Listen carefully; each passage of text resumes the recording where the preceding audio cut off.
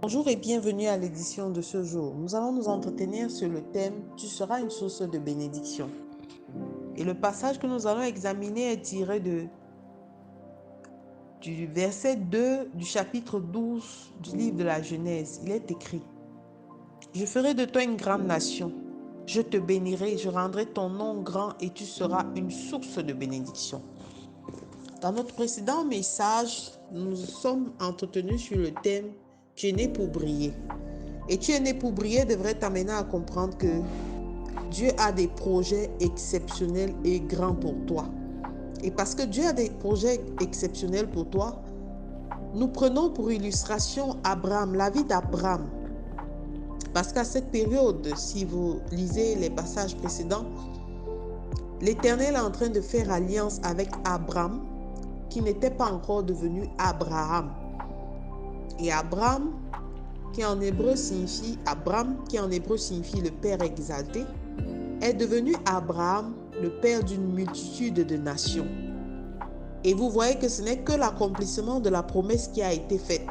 Tu seras une source de bénédiction, toi, le Père, qui sera le père d'une multitude de nations. Abraham est notre Père. Il est le Père de la foi. Alors le Seigneur a fait pour nous des choses exceptionnelles. Il nous a accordé le salut en nous donnant par le sacrifice opéré par Christ sur la croix, d'appartenir au royaume céleste, d'appartenir à ce cercle fermé d'enfants de Dieu, afin que quiconque croit en Jésus ne périsse point, mais ait la vie éternelle. Alors, le Seigneur veut faire de toi une source de bénédiction et pouvoir transformer ton nom comme celui d'Abraham, parce que tu es spécial à ses yeux. Il ne veut pas que tu continues à marcher comme un aveugle spirituel, c'est-à-dire cette personne-là qui se déplace sans vision, sans but. Cette personne-là qui est focalisée sur son être. Dieu s'est donné. Et si nous disons que nous voulons être des imitateurs de Christ, nous devons être capables d'imiter ce minimum de sacrifice et ne pas regarder seulement à notre existence, mais pouvoir nous donner et nous donner pour ceux qui sont autour de nous, afin d'être des pères et des mères pour des multitudes. Alors es-tu disposé, bien-aimé, à briller réellement pour la gloire de Dieu? Es-tu disposé à être une source de bénédiction pour les gens de ta génération et pour d'autres générations encore? C'est des questions que tu devrais te poser. L'année est en train de finir. Qu'est-ce que j'ai fait pour moi? Qu'est-ce que j'ai fait pour les autres? De quoi suis-je capable? Alors, pour t'accompagner dans ce raisonnement, nous te proposons 4 ingrédients. Tu veux être une source de bénédiction? C'est bien. Il y a certaines prières qui n'arrivent pas à être exaucées parce que ces prières sont égocentriques. Moi, Seigneur, donne-moi, aide-moi, accorde-moi. Non. Et toi pour toi seul. Il n'y a pas de vision. Alors ne sois pas cet aveugle spirituel. Parce que le plus grand chaos qui puisse exister dans la vie, c'est de rencontrer un homme sans vision. Un homme sans vision est vide.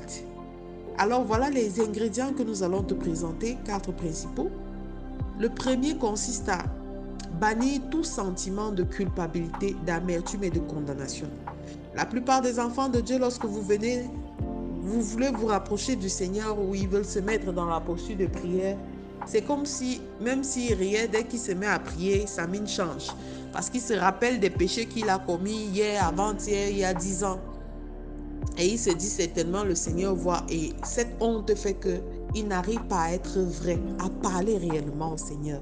La Bible dit que lorsque tu viens, tu demandes pardon au Seigneur, tu dois croire qu'il t'a pardonné et qu'il a effacé tes transgressions.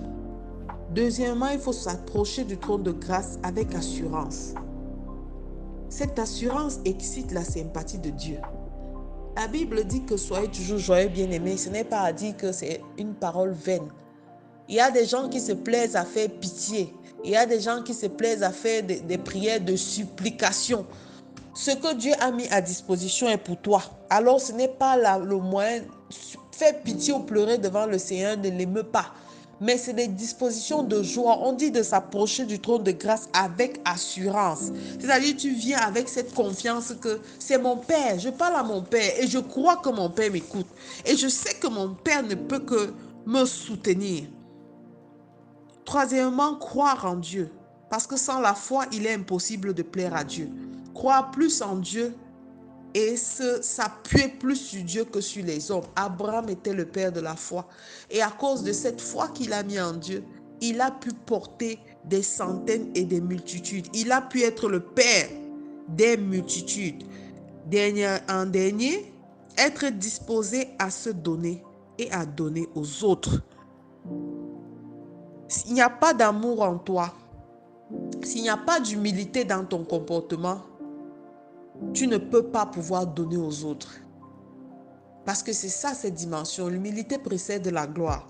Le Seigneur veut ouvrir certaines portes, mais nous intercédons mal, nous prions mal parce que nous attendons à avoir plus et que d'autres même soient même privés parce que nous avons bien aimé, il faut changer. En ce matin, je te recommande, toi qui veux être cette source de bénédiction, de réellement t'appuyer sur le Seigneur, car tu le seras. Et de la même manière que le nom d'Abraham fut changé en Abraham, je déclare aujourd'hui dans ta vie que parce que tu as reçu ce message et tu as décidé de regarder avec les yeux du cœur, avec la vision de la foi, le Seigneur t'accorde d'être cette personne qui est une source de bénédiction. Tu es béni non pas pour toi et pour ta famille, mais pour tous ceux qui ne te connaissent pas. Tu es cette source à laquelle beaucoup peuvent s'abreuver sans qu'elle ne puisse jamais tarir. Parce que comme Dieu te donne, il t'en donnera encore. Je déclare sur ta vie ce matin que le Seigneur ouvrira des portes exceptionnelles afin que tu puisses porter non seulement son évangile, mais tout ce qu'il a mis à ta disposition auprès de ceux qui en ont besoin. Que Dieu bénisse votre journée. Shalom.